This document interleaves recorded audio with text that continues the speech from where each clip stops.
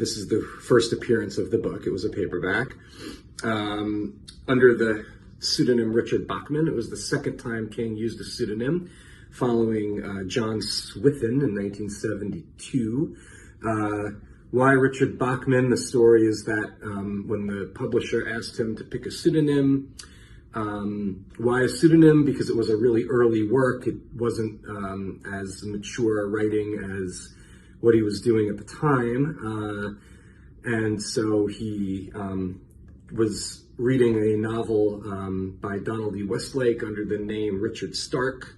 So he took the Richard, and then apparently Bachman Turner Overdrive record was playing, so he took the Bachman from that, Richard Bachman. Anyway, the book was pulled out of print in the late 90s or right around the turn of the century because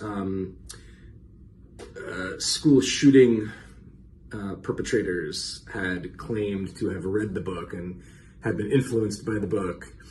So King naturally didn't want the book to remain in print, so he pulled it, and that's why it's so difficult to find copies of the original, as well as the Bachman book Omnibus collection from 1985. Anyway, here is a look at the original 1977 book. It is a typical mass market paperback.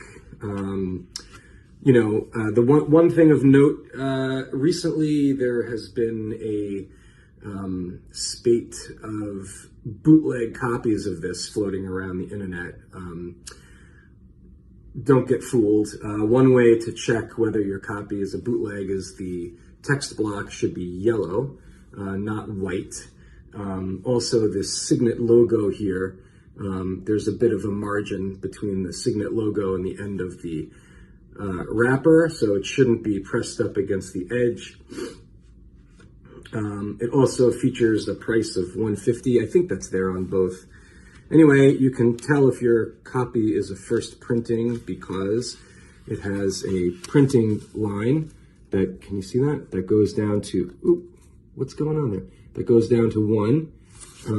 It's weird.